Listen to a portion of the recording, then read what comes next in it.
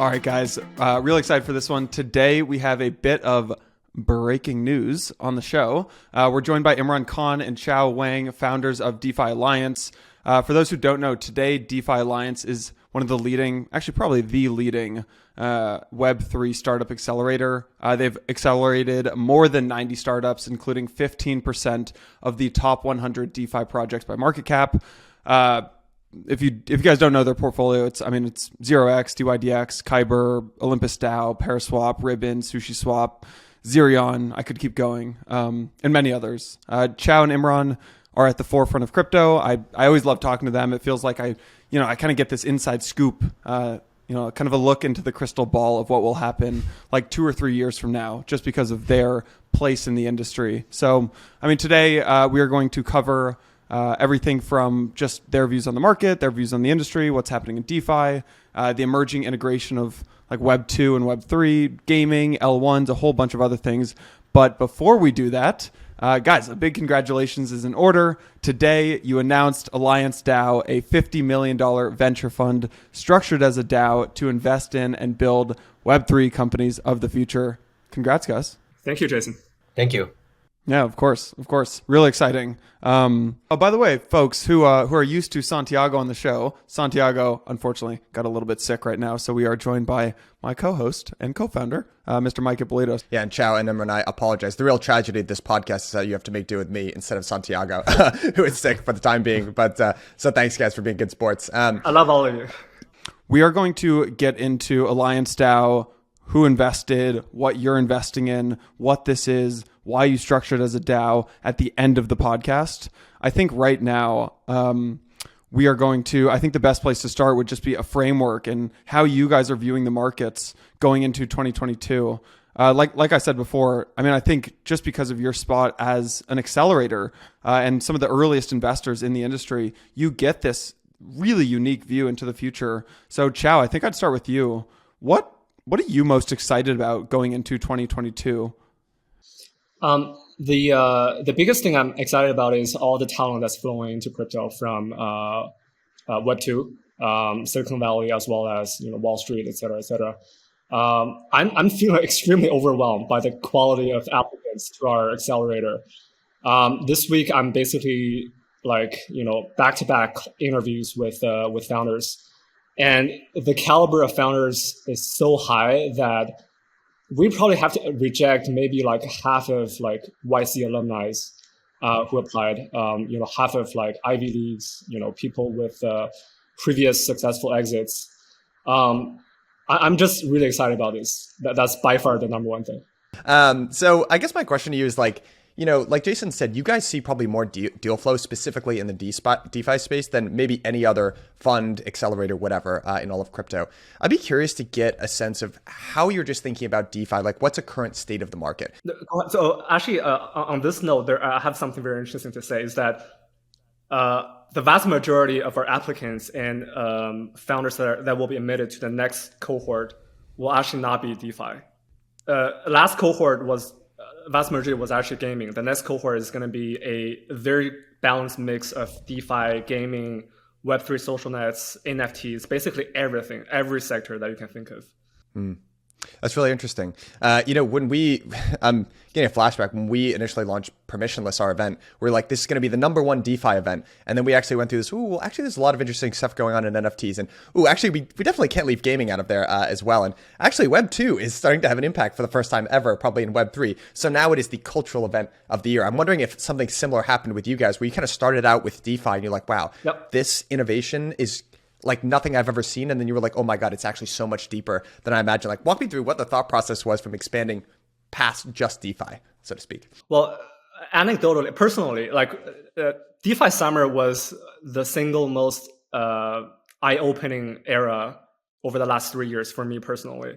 It was the first time a set of consumer applications were being built and being used by a ton of people. I saw the some of the areas of 10x improvement by building an application on a decentralized network. And I was really degen. If you remember back then, my tweets were all like we're super like was all like trading and shit like that. I don't do that anymore. Like nowadays, my tweets are all like long term stuff. And the reason for that now you're focused on the fundamentals. That's what we say. The reason behind that is just that since DeFi summer and now, which has been like it's been like a year and a half, DeFi is becoming. I mean, there's again like a continuous innovation in DeFi, but there has been a ton of innovation elsewhere in NFTs, and NFTs was started probably spring last year, and then somewhere in the summer we saw the rise of a couple of decentralized social networks, right? Including, I mean, to me, like Mirror is a blogging platform, but it's also social net, and then there's like Big Cloud. Big Cloud didn't have a great reputation, but I think they're doing something very interesting, to be honest. And I think that only gives us a glimpse into what's going to happen this year. I think this year is actually going to be a really good year for social nets. There's going to be so many interesting experiments.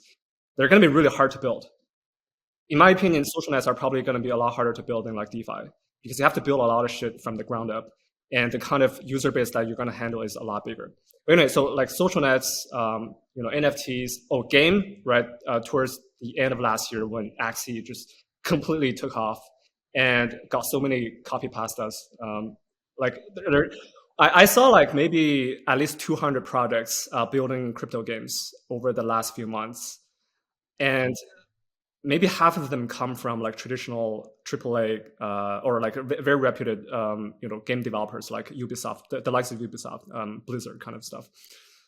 So just the amount of talent that's flowing into all these different vectors gave us the motivation to actually during the fundraise, like after we announced the fundraise, to rebrand from DeFi Alliance to simply Alliance, because the word DeFi Alliance no longer represents what we do.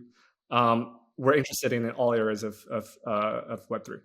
Can I ask you one DeFi related question here? Maybe call on your legacy thought process here. But one narrative that's kind of emerged that I'd love to get your perspective on is the idea of DeFi 2.0. And when if you go back all the way to DeFi summer, talking about that being one of the fastest eras of innovation that crypto has ever seen, there were a couple of different novel things that happened there, right? There were, first of all, these financial primitives that people have talked about for a long time. So you had kind of the basic financial infrastructure getting laid. You had the borrow and lend protocols, right? You had like the compounds and the Aves of the world. You had the Uniswaps of the world, right? Decentralized exchanges, et cetera. So you had the basic foundation laid in terms of these financial primitives. You found a novel way of creating liquidity around those primitives as well, right? That was yield farming, essentially. And that was really, really good for DeFi in the very beginning. It bootstrapped a whole bunch of growth. You brought the first users on, the first real degens, which Qiao, of which I know you were one. Now, I think you're starting to see something pretty interesting, which is, I think, kind of a renewed focus on tokenomics in general, right? So a lot of the air has kind of been let out of the liquidity mining bubble, so to speak, right? There was a big problem with kind of mercenary mining in general. And I think actually trying to solve that problem has led to a whole bunch of interesting pockets of innovation that you're seeing across the DeFi spectrum. So I would point to what's going on basically at Curve, with their VE tokens in general. I think that's really interesting. I think some of the changes that they're making over at Urine Finance in general is quite interesting. And I want to talk a little bit about that new project that Andre just launched on Phantom. But in general, what it looks like is happening is that you're starting to see a bunch of novel solutions for those base infrastructure type companies. You're solving the problem of liquidity mining. And there's actually a renewed focus on, okay, guys, we all have a token, right? That's very exciting. But how can we actually change the incentive structures within our token to create real value or to incentivize different outcomes? So I'd love to just get your thoughts on where we are in terms of some of the innovation that's going on in the newer DeFi projects, as well as kind of some of those legacy blue chips. I have a couple of very strong opinions that I think a lot of people won't like, and in fact, it might offend some people. The advice that I always give to our founders that are very new to this space is don't focus on token economics. Focus on building a kick-ass product first. Focus on building a product that at least 100 people love and would recommend their friends to use before even thinking about token economics. The only exception is if the token is the product itself, in the case of Axie, for instance, or like play-to-earn games, right? But when it comes to governance tokens, I always advise our founders to not even think about it before you build a good product. And the reason for that is token economics, despite all the recent innovation and so on, it's a go-to-market strategy for the vast majority of crypto projects. In other words, it's marketing budget. However, if you don't have a great product that people use yet, then using token economics to acquire users is a total waste of marketing budget. It's a very expensive marketing budget. So you don't want to use it. You don't want to think about it until you build a great product. So that's how I think about token economics. So as a result, I don't even actually spend a ton of time thinking about tokens. I do have some, very high level like best practices. So that's one point. The other point is DeFi 2.0. I think, a lot of people talk about DeFi 2.0, but I think it's been a false narrative.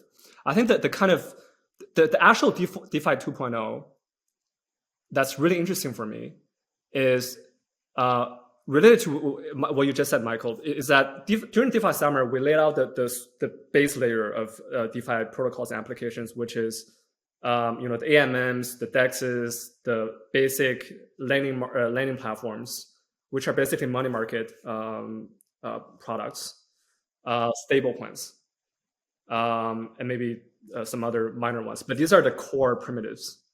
To me, the next stage of DeFi 2.0, or DeFi, which people call DeFi 2.0, should be the layer on top of it, right? Which is what we're seeing with the likes of Ribbon, right? It's a structured product that is based on a lower layer of options, right? And then there's derivatives, right?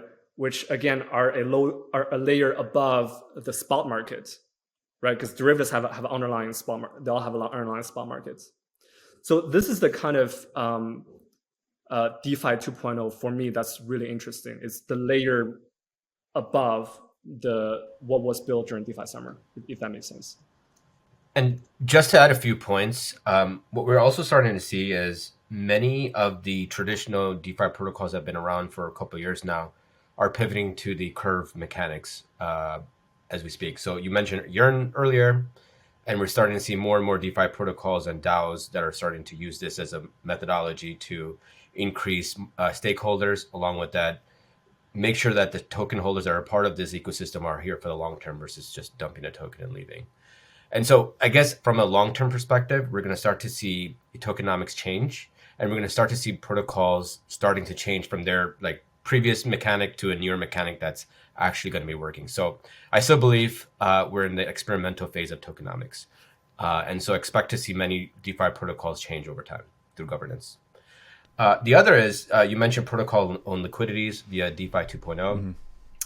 Mm-hmm. It's a really interesting, novel idea of being able to allow protocols to own their own liquidity as a way to, lower emissions. And then along with that, think about how those tokens are going to provide long-term value to the people that are part of the protocol. The problem that we're starting to see recently was a Pool Together announced its update of doing a partnership with Olympus Pro.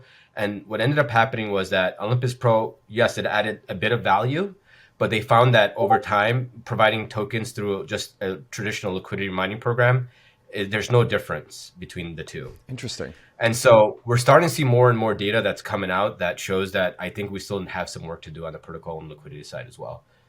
Okay. So I think there are kind of two different subject matters that are emerging here, which is one, this idea about tokenomics in general, and two, kind of some of the opportunities that get created by laying the foundational base layer of financial infrastructure, right? Those kind of Gen 1 DeFi companies. And they actually once they get created, there's a whole bunch of problems that didn't exist before. That's opportunity for the next slew of protocols, companies, whatever. I want to talk about tokenomics for 1 second. And that's actually really interesting because, when you look at something like AllianceDAO, which has gathered a whole bunch of attention, right? People kind of just call it the most elegantly designed Ponzi of all time, which it kind of is. It's almost awe-inspiring. It's very impressive. But at the same time, there are a lot of people who don't really love the whole 3-3 meme, but then they look at something like Olympus Pro, they say, wow, this is actually really interesting, novel stuff here. So it's interesting. I actually am not super familiar with what went on with Pool Together. Can you talk about just the difference between, I guess, liquidity mining protocol-owned liquidity, and what are some of the problems that are emerging with protocol-owned liquidity? Because I'd actually kind of heard that touted as, oh, this is actually the solution here. I mean, ultimately, it just comes down to like, how do you provide the emissions for your token, and who's able to, who ends up becoming your stakeholder at the end of the day. And so if you look at like traditional liquidity mining programs, you ultimately have liquidity providers that just provide liquidity, and in return, they get tokens that are freely exchanged for whatever they want. The problem with this model is that you're essentially giving up your equity of your company to a certain regard. And ultimately, the people that are receiving the tokens may or may not hold a token for the long term. So the question in return is like, who are these stakeholders, and why are they buying our token, and how active are they going to be within our protocol for the next 12, 24, 36 months? If you look at traditional raises, like, and we're talking like Web 2, ultimately you have stakeholders that invest, and their outcomes are going to be 10 years plus, right? And within those 10 years, you have a lot of value that's being added that's going to ultimately help the startup out. In this case, it's completely inverse, which is you get the token, it's freely traded, and you could, sell it and then move on to the next protocol, which is what is happening today. And so there's this huge discount of regards to what the protocol does, along with the founders that are participating in this. Protocol-owned liquidity is essentially bonds that are being sold, which would ultimately unlock over time. Tokens would unlock over time based on how much and how long you've provided liquidity for. And so Olympus does this for other protocols, and you could think of this as a way of a protocol and protocol to protocol relationship that could be, done predetermined for X amount of time. And so protocols are ultimately giving up less of their missions, and then they have partners like Olympus and others that are able to provide long-term, become a long-term stakeholder in these protocols. So it's a difference in terms of the stakeholders that are involved, and a difference in emissions that are given. But ultimately, it gives protocols more or less a stronger relationship with Olympus, and then it also gives less of the emissions out to the community. Well, one thing that this makes me think about when you talk about different stakeholders, if you were like me and you listened to the Fred Wilson interviews back in 2017, 2018, and you heard, one of the things that people weren't saying Web3 back then. They're like, one of the innovations here is that there's no longer a separation in between the investors and the user, right? Those were supposed to be the exact same thing. And that's this beautiful alignment of incentives, and it was all going to work very nicely. But I feel like one thing that's actually played out in practice from a tokenomics perspective on a wider scale is that you still actually do have those two separate sets of stakeholders. You do have the users, and you kind of do have the investors. Maybe they were more similar at the beginning of DeFi summer, but I guess two things is, one, now that you have more sophisticated investors saying, wow, we can actually hop in here and generate huge yields, you do have a separate investor class. And then I would say, even what like Suzu was pointing out with this whole like L1 debate, I think there were two very separate sets of stakeholders in Ethereum's blockchain, which was the asset holders, right? The people that held ETH. And then you had new users who were trying to come into the ecosystem. And I think you saw very clearly those sets of incentives diverge. And I think with upgrades like EIP 1559, you saw a preference given to asset holders as opposed to new users. And that kind of created this entire new multi-chain future. So that's why I think like the tokenomics thing is actually quite interesting, because Qiao, I completely agree with you. I hear you. At the beginning, you should not be thinking about that, right? Get your token out into the world. It's marketing. You're trying to get users on board, etc. But at a certain point, I'm starting to notice a pattern, which is, okay, at the very beginning, you want to get your protocol far and wide. You want to get your token far and wide. You want to put a bid underneath it, right? You want to make sure that it's liquid. You want to get it out to as many people as possible. But then, like 2 or 3 years down the line, the people who hold that token say, wait a second, I want this to go up. I want number to go up here. I don't care so much about the spreading anymore. I own a lot of this. I'd like it to go up. And then you kind of see this divergence in incentives. That was a long ramble, but do you generally agree with that? Do you see that as being kind of an issue that needs to get solved? It's a very hard question. I did hear a similar argument recently. I forgot who said that, but it made me think. So someone said there's a natural tension between users and the token holders, because users want something that's as cheap as possible, but investors want to extract as much value as possible from users. So there's a natural tension. So I can see that argument. However, I also think that in order for investors or token holders to maximize or for their bags to go up, they need to offer the best product. And being cheap is one of the key ingredients of the group product.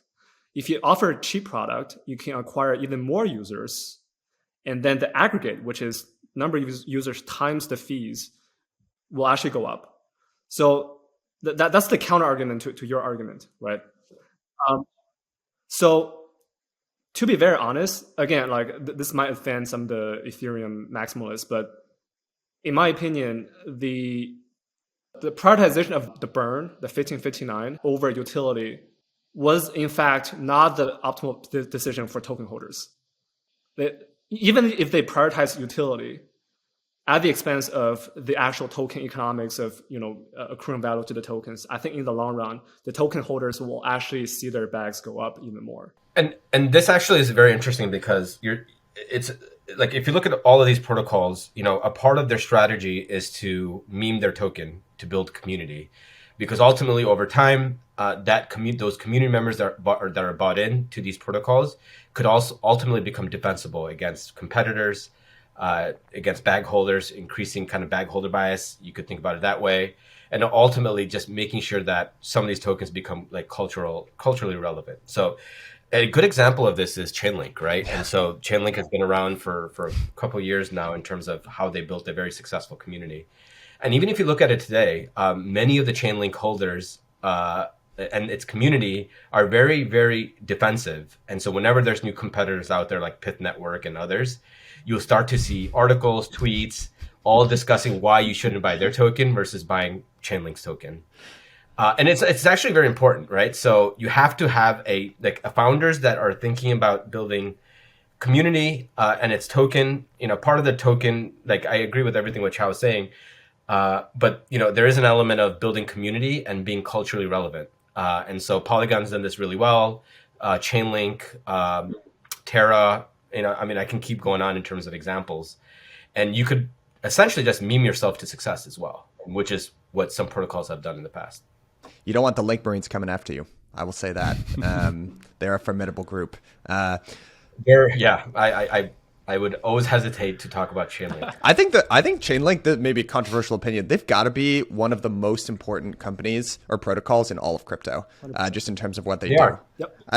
They just don't get, agree. and I actually don't think they get enough credit. I have one more question on this just division of incentives here, then we can move on. I'm just really curious about it. So to get back to that idea of like a tension in between the desire for the asset to appreciate and for the asset to be cheap so that users can get it, I kind of feel like the solution that people in Ethereum have given is L2s to that. They're like, okay, we did EIP 1559, right? We want our asset to go up, but the solution is L2s.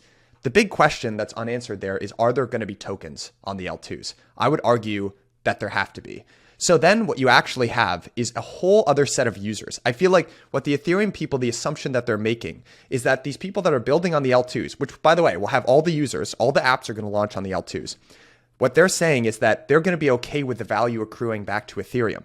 But I kind of think it's more logical to think the people who own the ZK token or whatever it ends up being are going to want the same thing that Ethereum eventually wanted, which they are also going to have to deal with the same inherent tension between cheapness and usability and the token appreciation. So they're kind of like kicking the can down the road by 3 years or something like that. And eventually the token, because the new people who come in, new users, they're not even going to touch ETH. It's way too expensive. So they're going to go right to ZK token. And eventually they're going to say the same thing that ETH people wanted, which is like, why would I want all this value to accrue back to Ethereum indirectly? I want it to accrue to my token that I actually use. But I don't know. What do you guys think about that argument? I mean, is the argument there, Mike, as well, like that L2s eventually can become, as soon as L2s launch a token, that makes them almost parasitic to the L1s?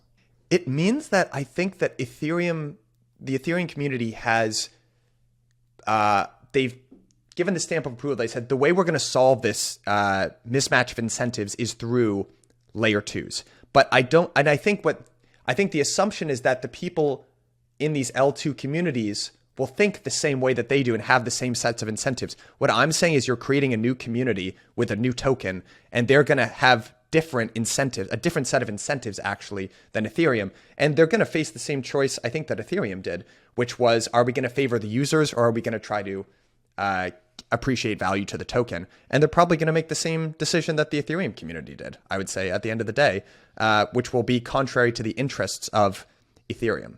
That's my argument, I think. I totally, I think you're spot on. I actually tweeted about this exact problem maybe a year ago. I was wondering if the L2, I mean, it was very clear that L2s will launch a token. All of them will launch a token. But the question I had in mind was, will the new tokens, the L2 tokens, be parasitic to ETH, or are they going to be synergistic to ETH? And I didn't have a good answer. I still don't have a good answer. I think there will be, you're spot on that there's going to be a natural tension between the L2 token holders and ETH token holders. However, I think the tension is even bigger between the L2 token holders and the other L1s, because that's where the biggest competition is. And I think between the Ethereum L2s and Ethereum mainnet itself, it's not a zero-sum game. I think obviously success of L2 and the success of L2 tokens should be net beneficial to Ethereum, even though there is a tension.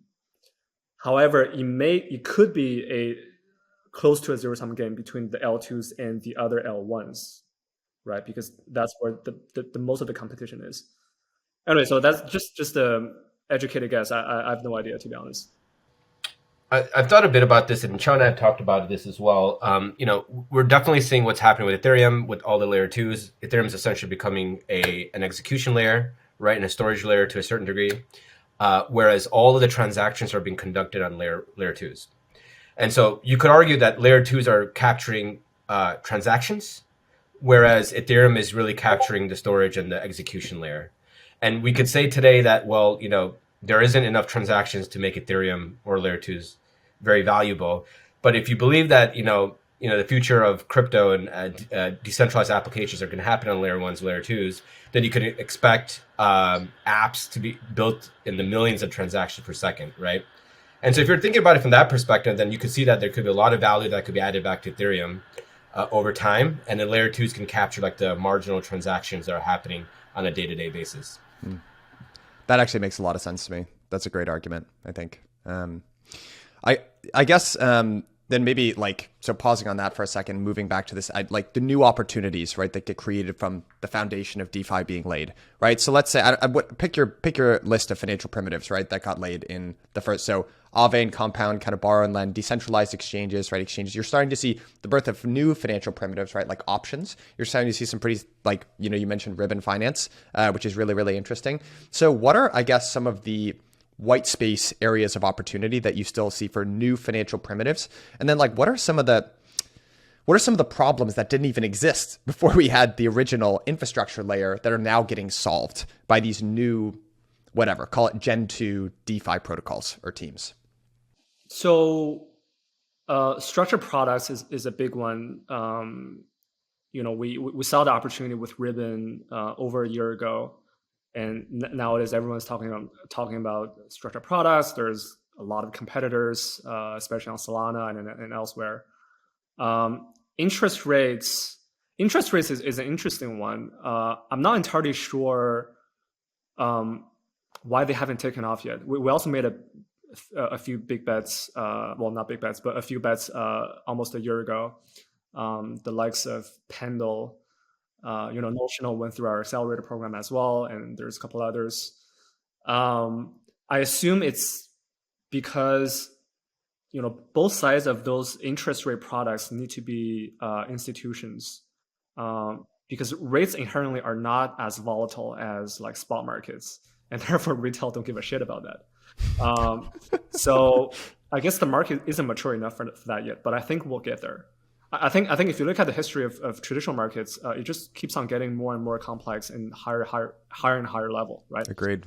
So, interest rates, structured products, and eventually we're going to see very exotic derivatives, which a couple really good teams are building right now as well from traditional finance. So by exotic derivatives, I mean the likes of barrier options, Parisian options, things that you've never heard of. But some of the products are very popular in some regions of the world, in traditional markets. Very, very complex options.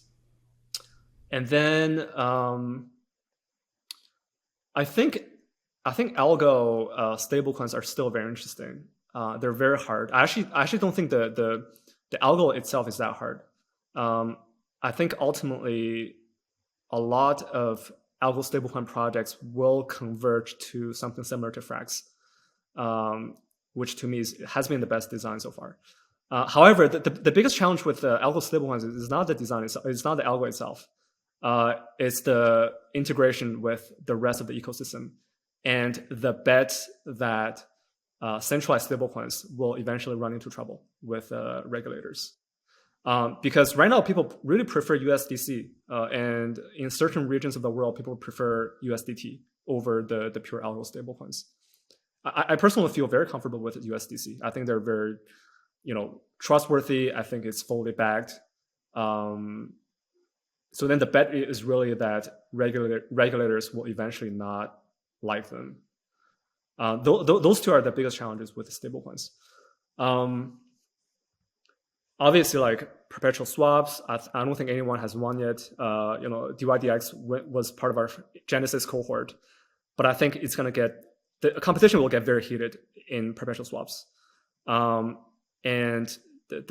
I guess the argument for that is if you look at the centralized exchanges, Binance FTX came out of nowhere 2018, 2019, just crushed everybody else. I think the moat is actually not very high for this kind of products. So really the moat is the raw execution ability of the team. So competition will get very heated. So these are some of the things that I'm seeing from my perspective. Empire is proud to be supported by ParaSwap. ParaSwap is one of the leading DEX aggregators in crypto. Let's say you're booking a flight. You would never go directly to an airline, right? You'd never go directly to United or Delta. You'd obviously go to Google Flights or Expedia or Kayak or Booking.com. That's what ParaSwap does for DeFi. ParaSwap, if you're watching on YouTube right now, you can see the platform. ParaSwap makes swapping easier, it makes it faster, it makes it cheaper by aggregating more than 80 different DEXs. Again, if you're watching on YouTube, Uniswap, Sushi, Balancer, Bancor into one single interface. You can use ParaSwap on ETH, Polygon, as you can see here, BSC. They recently launched Avalanche a few weeks ago, pretty exciting. If you are a trader listening to this, you are losing money by not using ParaSwap. And excitingly enough, if you're a company or a platform looking to access the swapping or the yield capabilities of DEXs, you can now use ParaSwap's APIs to integrate into your platform to get the full power of the DEX aggregator into your platform. So head on over to paraswap.io. Again, if you're watching on YouTube, you can see how simple it is to use. Just plug in, let's say I want to swap 0.2 ETH. For USDT, you can see how simple it is. Just plug that in right there, and it aggregates over 80 different DEXs. So head on over to ParaSwap, ParaSwap.io to use the platform today. All right, let's get back to the show. Qiao, how are you? During DeFi summer, I remember you talking a lot about the end game for DeFi.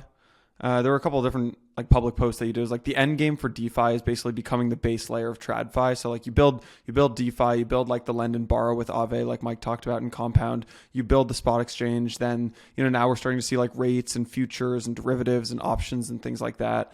And it felt like your conclusion was the end game is then finance gets built on top of it.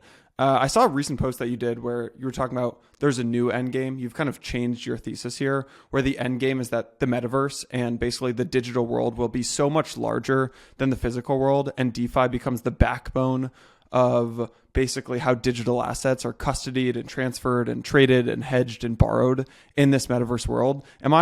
Is that a fair conclusion? Have you kind of changed your thesis on this? Yeah, that was the major pivot, one of the biggest pivots in my thinking around DeFi. My original thesis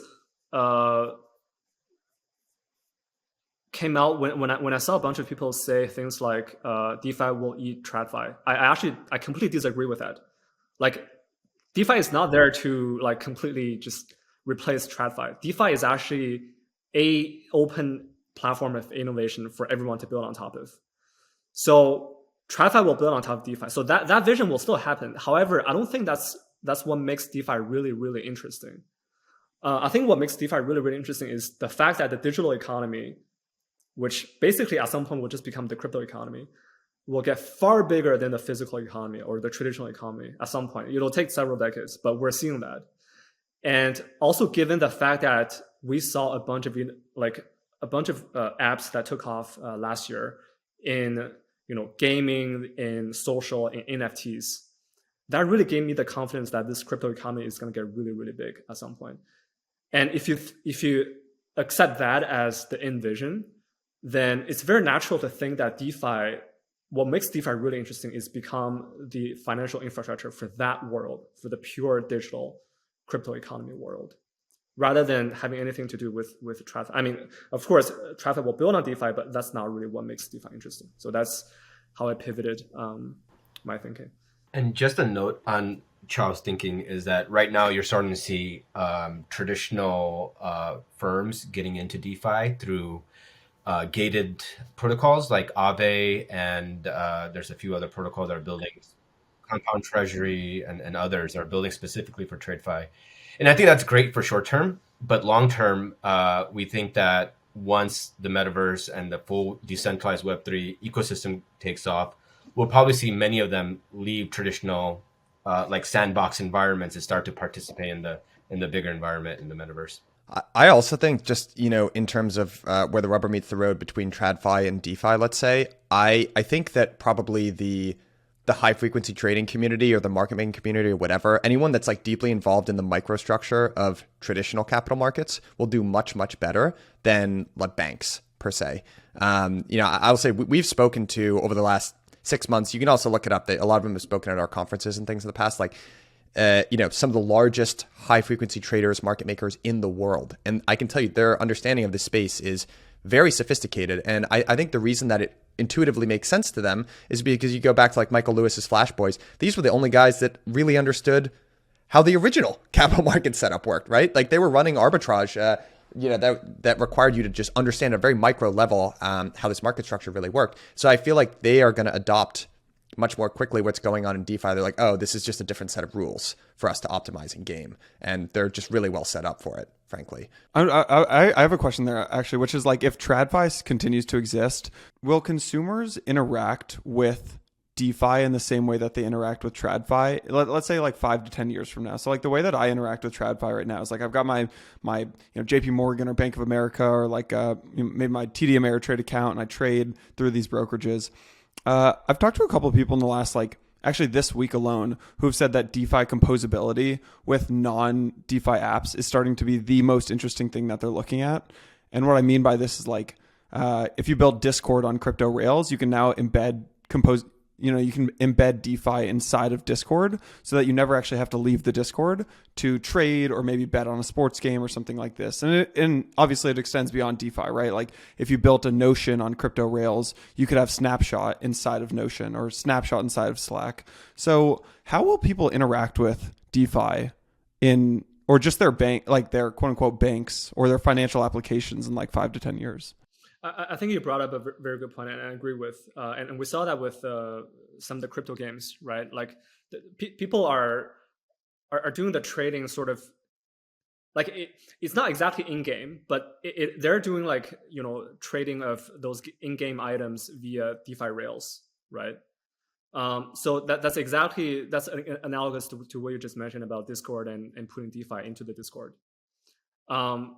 I think the user experience will just get far better with composability. And once again, like that's if you ever participate in DeFi Summer, you know that inherently, because with traditional finance products, you have all these different accounts, but for every account that you want to open, you have to do KYC for each one of them. You have to open an account and then go through all that pain. And then when you withdraw money, it takes like 2 days, especially if you withdraw a large amount of money. If you want to move from one account to another, you have to withdraw from your, like, let's say you want to move from one of your brokerage account to another.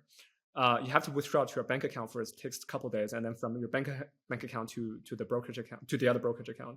And if it's a large amount, you have to get approval from your bank. And then you get a call from them, you miss the call, and then you have to call them back, and then you stay on the phone for 40 minutes. You can't even explain it. Like they ask you a bunch of questions. Like it's really painful.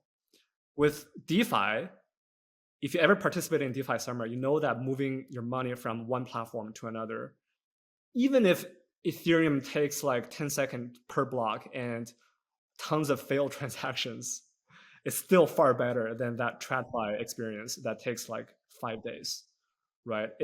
The experience of the frictionless way of moving money from one account to another is just so much better than TradFi. And as the infrastructure, the crypto infrastructure gets better and faster, this experience will only get better. And there's some interesting anecdotes that I've seen over the past 8 years, which I think could be relevant for our conversation. One is like when crypto first started, there wasn't actually like a bank that supports crypto until Silvergate came in, right? And they were able to grab early users, and at that point they weren't whales; they were considered just like random users. But over time, like as Bitcoin appreciated, so did their value and their net worth, and they ultimately became the bank for every crypto whale that was out there. And over time, they built out infrastructure support to allow them to work on, be able to interact with DeFi and crypto and the whole 9 yards.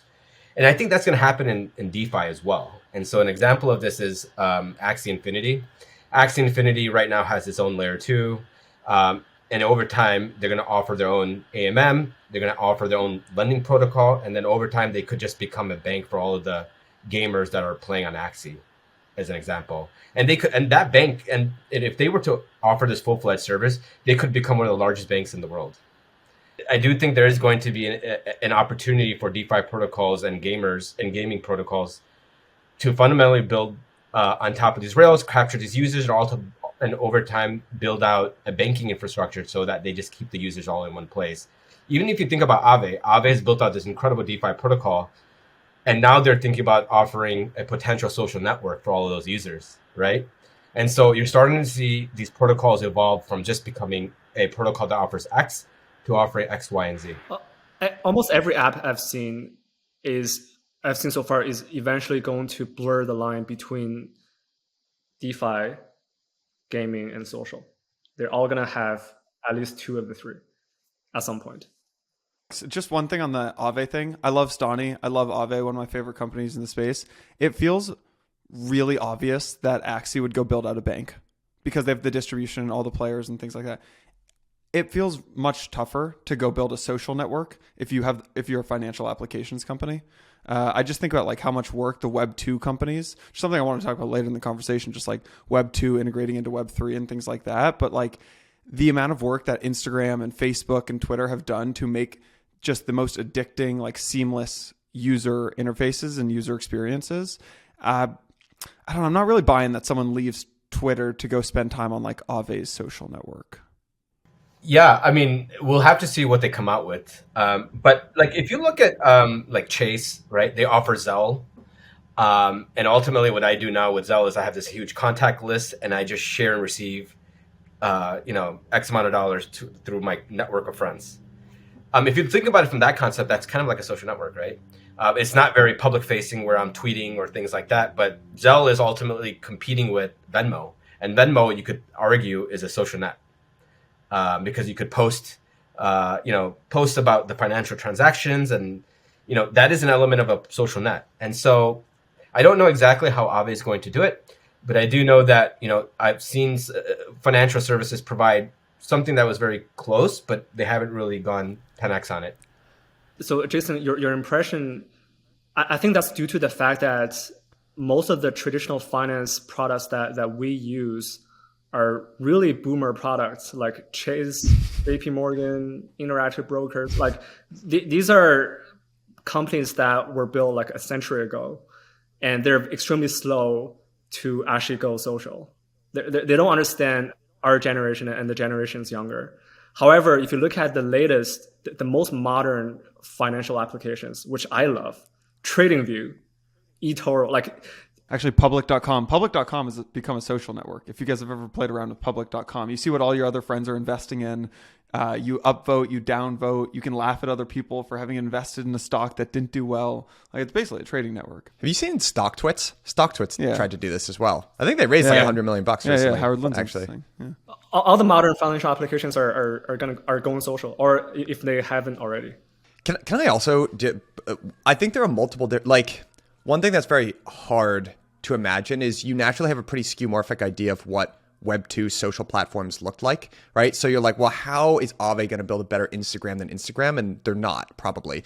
But there's a chance that there are different layers that go into building a social net, right? There's kind of like what the graph is doing or whatever, trying to build like the social graph. And that's a very technical, like database level project. And then there's a chance that someone else could build the infrastructure on top of that. So you actually weirdly have like one underlying social graph and then multiple different user interfaces that get built on top. I don't really know how it ends up looking. I do feel pretty strongly that I don't think whatever social platforms we end up using in the future really look like, they're not going to look exactly like Twitter or Instagram did. I just think they're going to look very different. No, imagine having cameras, right? And you're like, okay, we're going to put cameras in our phone. You're like, okay, you can take pictures. You don't start thinking about Snapchat. Snapchat's a great example. There's no way to predict that, right? Or putting a GPS in a phone. There's no way to predict that Uber and Lyft come out of that. Imagine trying to explain Snapchat to someone before the iPhone. You're like, you can take a picture and send it to someone, and then it will disappear. And this company's going to be worth $250 billion.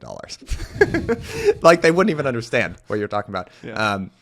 But I'd like to get your guys' thought. Did you guys see the critique of Web3 that the founder of Signal wrote? Yep. I'd be curious to get your thoughts because I actually thought that he made some really compelling points, frankly, in that post. So I'd love to get both of your guys' thought because there has been a lot of pushback recently from Web 2 founders specifically about Web 3. I don't know, like Jack really surprised me.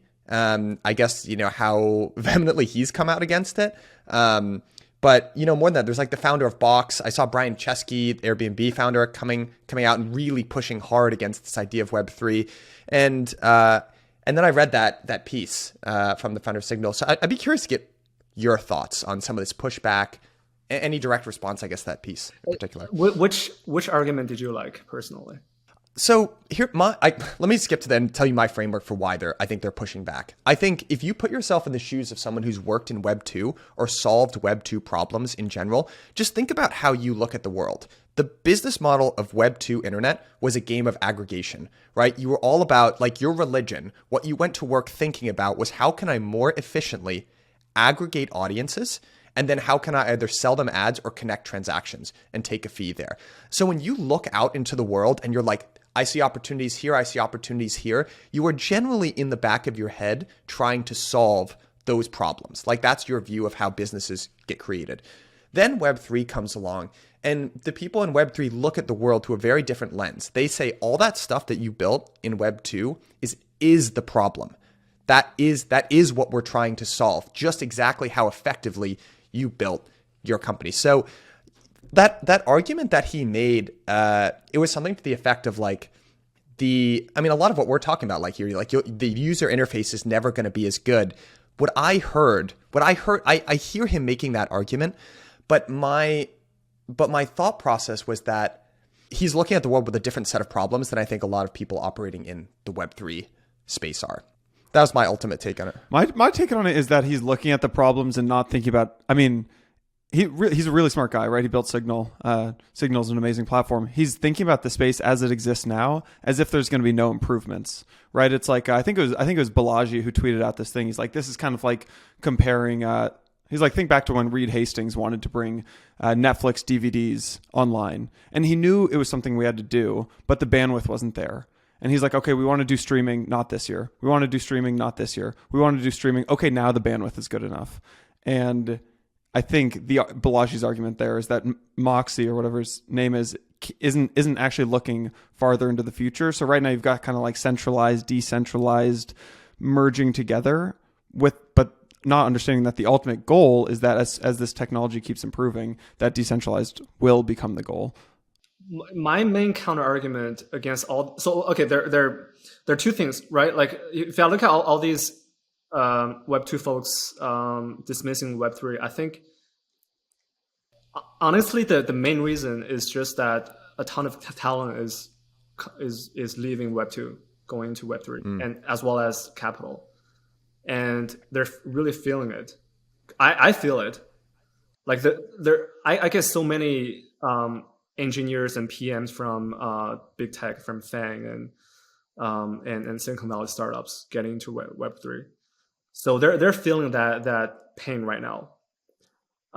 But more concretely, my main counter argument against all of them is that they're looking at Web3. They're looking at all the dimensions in which Web3 are worse than Web2, and completely ignoring the few dimensions where Web3 is better than Web2. And I tweeted this, but it reminds me of the comparison between mobile and desktop about a decade ago, where people used to say mobile is just way worse than desktop when it comes to performance, hardware, and so on and so forth. Like basically, mobile was worse than desktop in every single dimension you can possibly think of, except for one, which is that mobile is lighter, smaller, and therefore it's portable. You can carry it everywhere with you. And that one dimension in which mobile is better than desktop enables whole new sets of experiences. And if you look at today, what's happening today is both mobile and desktop still exist and ubiquitous. And I think the same thing is going to happen between Web2 and Web3. Web2 folks think that Web3 will replace them. And a lot of Web3 folks also think that Web3 will replace Web2. But that's not going to happen. What's going to happen is both Web2 and Web3 will coexist because they enable different experiences. I really like that. Chat, there's a Twitter account that I think you guys would all appreciate. Have you guys seen that Pessimist's Archive? Have you seen this? Oh my God, it is so great. It's like they've basically dug up reporting on new technologies at the time and what people reported on.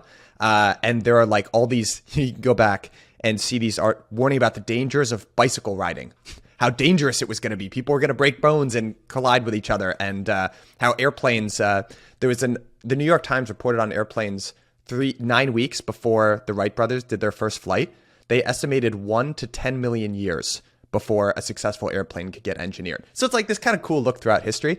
And there's a recent one with Steve Ballmer when the iPhone came out, and he is laughing. He's openly laughing at the iPhone. He's like, how could it ever succeed? It costs $500 and it doesn't even have a keyboard.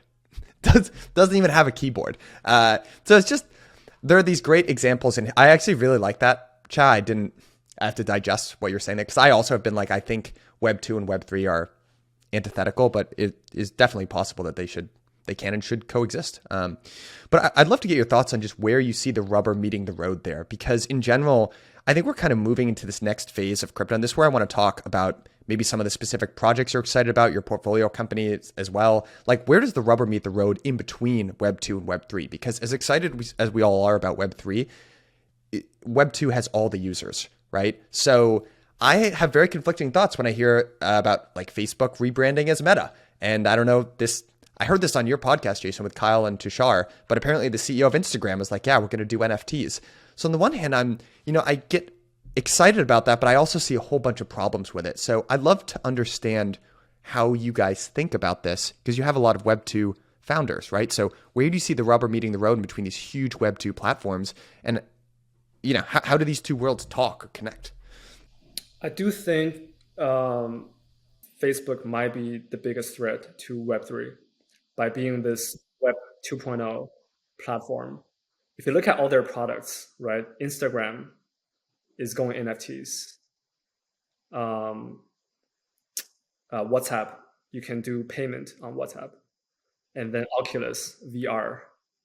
Like, Facebook is in such a great position to go Web3, even though they're not going to do it because Zuck is not that kind of person. So they're going to do some kind of Web 2.0 semi-decentralized kind of thing, right? And then there's Libra, right? Which in my opinion might be one of the biggest threats to crypto native L1s. And yet no one is talking about it. They have such a big distribution and such a big war chest. And they have such a big developer community that they've built over the years. Developers are basically kingmakers of L1s. The tech actually doesn't matter that much, in my opinion. So Facebook is a big threat. is something we're going to watch over the next couple of years. Yeah, I mean, I agree. Like Facebook will be a threat, but we're also going to start to see, many of the crypto native apps that are going to start to take shape of its own form. And the way we think about this is, I mentioned Axie Infinity, how it's creating kind of these new markets where it's going to be able to provide financial services as well.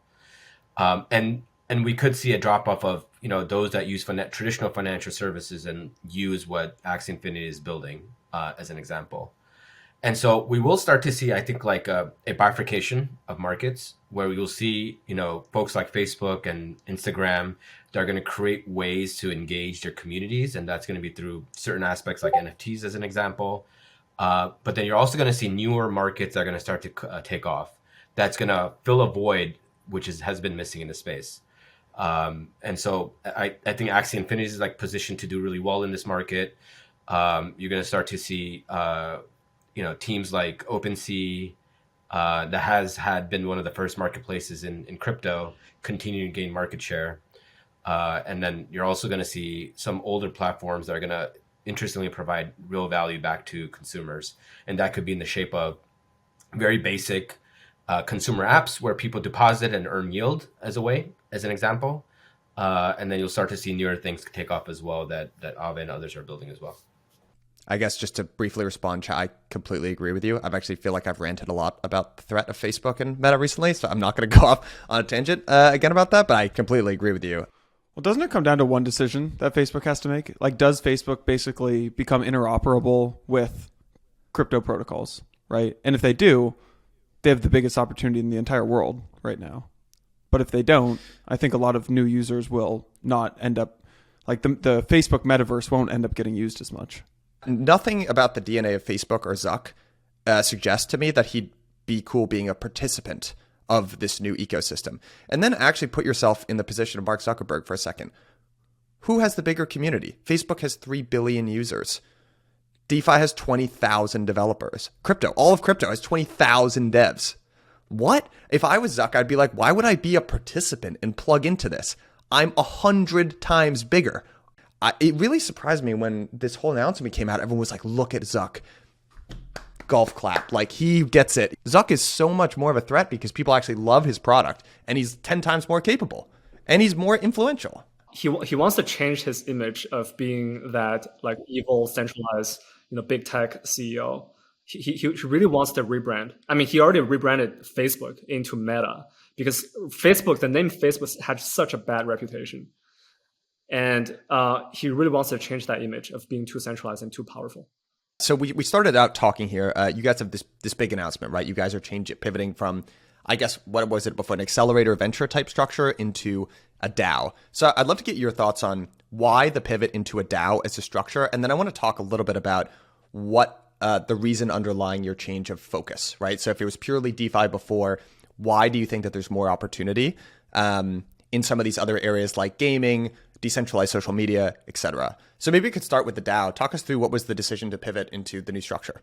I think there's a few thematic reasons for us going DAO. Number one is the composable nature of where we're headed next is very important because ultimately you are what you are in terms of the services you provide based on the network that you have curated. And ultimately what we've curated is the top builders of Web 1, Web 2, and Web 3 that have all come together to provide support for future Web 3 founders. Number two is founders want to move fast, right? And so, Y Combinator has provided incredible support structure over 2 decades because they've amassed this network of alumni that has kind of came together to provide support structures for our founders. And so similarly, with having a token, you're able to create a faster feedback loop that will ultimately incentivize the right behavior to support our founders in our program. Number three is DAOs are very interesting because the composability between other DAOs can bring so much new services and support structures for the founders in our program. And that could be via DAO-to-DAO relationships or partnerships and other things that we can talk about in a bit. And then 4 is over time, we believe that the community is going to be able to provide and take over a lot of our functions moving forward because you are what you are based on the types of community members that you have in your platform. fun fact: when we first started DeFi Alliance, at least a year and a half ago, we actually wanted to do a DAO already, but we got so much pushback from the entire community. No one really thought DAOs were going to be a thing. Very few people thought it was going to be a thing. But now, a year and a half later, we get so much support from everybody. So just goes to show how quickly this space moves. But yeah, I want to talk about the idea of a digital startup nation. So the original motivation, the thing that really triggered me to think about all this stuff was the fact that people equate DAOs as LLCs, which really pisses me off because DAOs are so much more than LLCs. DAOs can be a digital native LLC, but it's far more. And for me, the ultimate addressable market for DAOs is digital nations. So let me give you the 4 macro trends that I've been thinking about that basically gives rise to a perfect storm for DAOs to arise as digital nations. So number 1 is very simple. It's very easy to understand, which is the digitization of everything. So like every aspect of life, from work to social life, is going online, et cetera, et cetera. But more importantly, the digital world is actually making a big impact in terms of driving innovation into the physical world. So if you think about, like my favorite industry outside of crypto is longevity, biotech. But there's energy, robotics, space, all these things, all these different fields have undergone a renaissance thanks to computing advances. Like with more computing, you can do more things efficiently. So that's the first macro trend, the digitization of everything. The second one, I'm going to get into a little bit of politics, which might offend some people, but it's the decentralization of global powers. So I read a ton of Ray Dalio recently, which you guys might have noticed.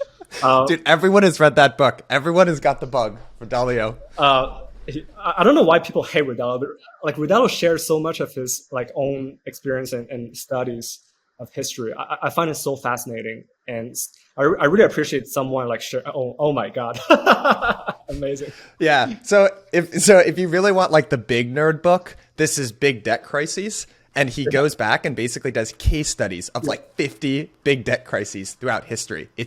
I hate Ray Dalio as a writer because he's so verbose. I can't, like, it's impossible to listen to his audiobook. But his studies are very impressive. I really appreciate someone doing that. But anyway, the point is the US relative power in the world probably peaked in the 1970s. Especially over the last couple of decades, the U.S. has been stepping down as the global, as the world police, right? Meanwhile, Europe has been a lot less united than it was 2 decades ago when the European Union was first formed. And we saw that with Brexit. Meanwhile, China is rising. However, China's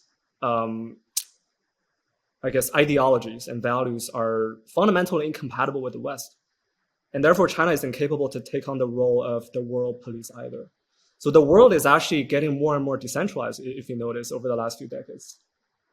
And as such, no one is able to fill the void that the US is slowly stepping down, right? The void of being this, of having this world police, right?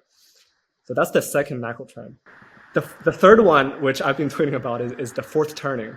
Again, like it's so fascinating. The fourth turning is the generational theory is a theory written by Neil Howe, and basically it says that the U.S. and many other countries around the world follow this macro cycle of about 100 years. Actually, he says like 80 to 90 years, but just for simplicity, a century, where you have four turnings. But basically, this macro cycle, you start with the rise, and then at some point, you start falling. Right now, the US is in the fourth turning. And the characteristics of the fourth turning is one where there is the highest ever divide between the left and the right, between the establishment and the commoners, between the boomers and the millennials, between the rich and the poor. The country is extremely divided, and we've all noticed this in recent years. And so the problem with the fourth turning is people are born into physical nations. They cannot, even if they don't like what's happening in the society, there's no way to opt out. That's one of the problems with physical nations. And finally, the fourth megatrend is the rise of Web3. And so for the first time, we're able to do property rights via encryption, constitution and laws via smart contracts, taxation via token issuance, transparent policymaking via an open ledger, and international trade via DeFi. So if you think about the confluence of all these four megatrends, digitalization of everything, decentralization of global powers, the fourth turning, and the rise of Web3, then naturally DAOs sit perfectly at the intersection of these four macro trends. So we think that DAOs will actually prove to be the first digital nations that are, number one, primarily digital, number two, transnational, and number three, people can frictionlessly opt in, opt out. And number four, they're nation states that are enabled by blockchains, right? DAOs as nation states, they sit perfectly at the intersection of these four macro trends. Now, DeFi Alliance, which is now known as AllianceDAO, is going to build the first digital nations for builders, by builders. Man, I completely agree with you, by the way, Qiao. Qiao, you got to jump into some of our late night conversations here over a couple of drinks. Jason and I will have these like late night calls, be like, dude, I just listened to this podcast.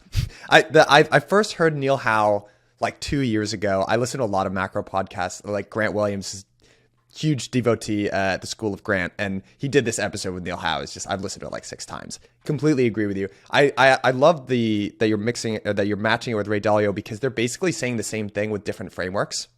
It's, one's a finance guy looking at short-term, long-term debt, productivity, whatever. Those are the 3 things. And then this guy looks at it from a sociological perspective of like this generation in relation to that generation. But they're saying the same thing. And I saw this tweet that you did where you're completely right. It's the span of a human life. We just forget things, right? And then that's why history kind of repeats in this same way. So I'm completely aligned with you on the macro perspective. And actually, even zooming one level down, we're talking about Web 2. I see DAOs actually as the logical extension of the gig economy in many ways, because I think one of the innovations of DAOs actually is that it makes, if you view tokens as equity, it makes equity issuance so easy that you can actually give equity to your users in addition to your employees, which is an extremely novel action that you can do. So I think, the gig economy got it kind of right. They did something of a product market fit where you're like, okay, there's a desire for people to have what you were talking about before, the digitization of the economy. Maybe they're working multiple jobs. Maybe they're zooming in. Look at how we're all talking right now, right? I don't even know where you guys are.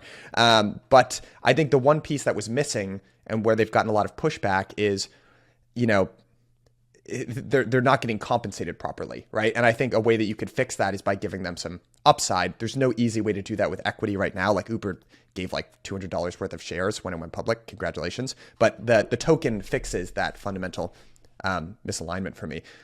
I totally get it from a macro perspective. Walk me through on some of the more micro stuff, like tomorrow, what is the advantage of being a DAO? You talked about some of these things about like composability, right, between other DAOs. Like on a day-to-day basis, let's say 1 year from now, why is AllianceDAO going to be a better structure for you guys than the current setup that you have? And then in 10 years, it'll be the USA, China, and AllianceDAO all competing for for talent. But that would probably take a century. We have a 1 century view on the world. It's not going to happen a decade from now. But to answer your question on the micro side of things, so very specifically, let's say someone refers a really good startup to us, a really good founder that ends up getting admitted to our accelerator and our digital nation.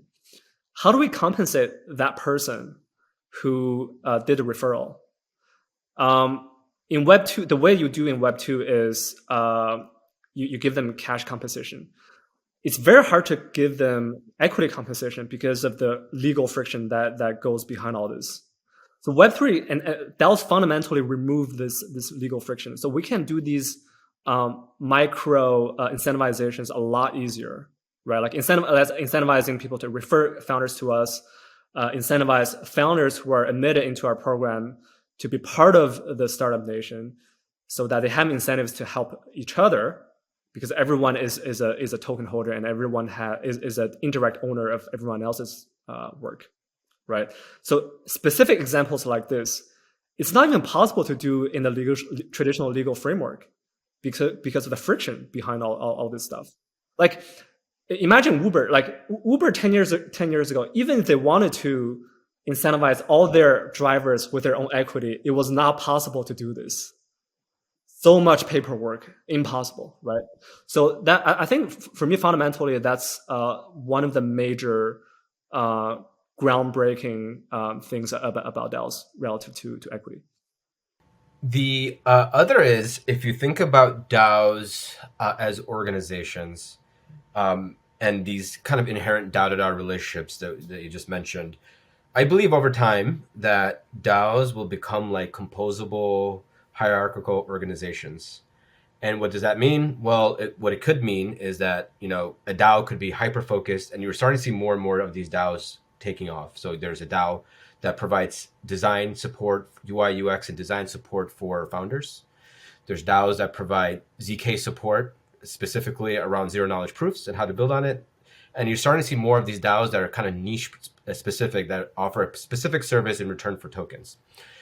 And so obviously our DAO, we're a DAO for builders. We cannot provide support services for ZK or UI UX specifically, but what we can do is align incentives in a way where our platform could work with these smaller, like these other DAOs, and align incentives in a way where we're both aligned in the long term from a mission perspective, but then in fact allow their services to be provided on our platform for our builders. And so before, if you look at Web 2 would probably build this function in-house as a business unit. And they'll ultimately try to, bundle all of these services together. If you know of Mark Andreessen's bundle and unbundling thesis, that's a lot of what's happening Web 2 over time. We think in Web 3, a lot of it's going to be unbundled. It's going to be primarily focused on, specific DAOs that provide X amount of services. And we see DAOs just becoming kind of like nodes. And you'll see sub nodes that will connect with these larger DAOs that inherently bring in some sort of like will bring in some sort of service, and then inherently we'll see sub DAOs provide or receive some of the services from there. So we see them as long term as kind of like network and nodes. Got it. That makes a lot of sense. I know you guys have already been super generous with your time. I'd love to get a sense. When we started this conversation out, Qiao, you almost, I could feel the excitement that you had in terms of like, I'm so excited about what's going to happen in 22. It's not just DeFi, but it's like gaming and this decentralized social and like all this other stuff. And I can totally empathize with that because that's how I feel a lot of the time too. Give me like a view into your world a little bit. Like walk me through some of the big things that you'd be excited about, trends that you're seeing, like anything that you think. Give us some alpha here. I'll try to say some things that people don't usually say, because I saw so many 2022 predictions. I got so bored.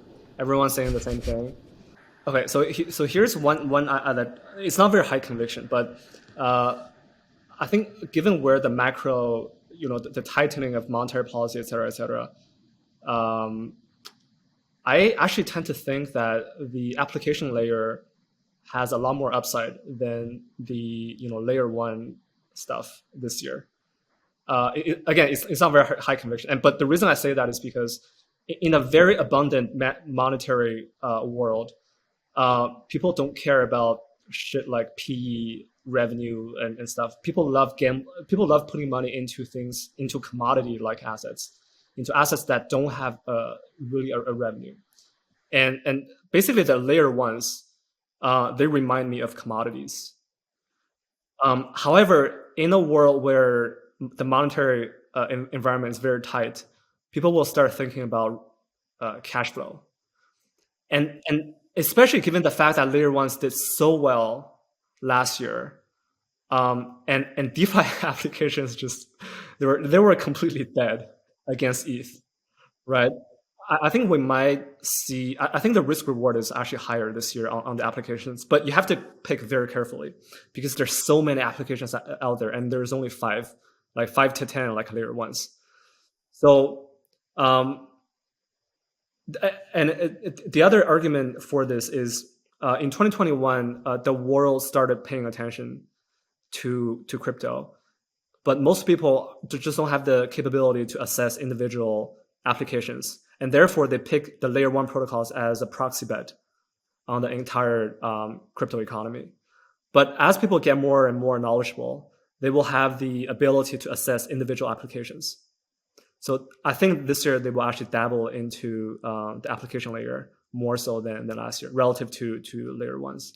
Anyway, this is somewhat contrarian and somewhat not extremely high conviction. But yeah, I'm just trying to say things that people haven't said yet. Qiao, if I don't pull you and Imran off, Mike is going to be here for about 6 more hours. So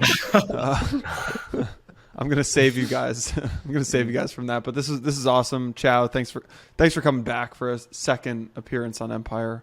And Imran, really enjoyed having you on. You're always welcome back. And guys, once again, really big congrats on AllianceDAO. I think we will end up seeing a lot more folks who try to do things that you're doing, and you guys are really leading the way. And it's not only, I think, will you guys build an amazing startup nation, but I think you will do the impact that this will have on the entire industry is it's tough to even anticipate what it'll be. So yeah, congrats again, guys.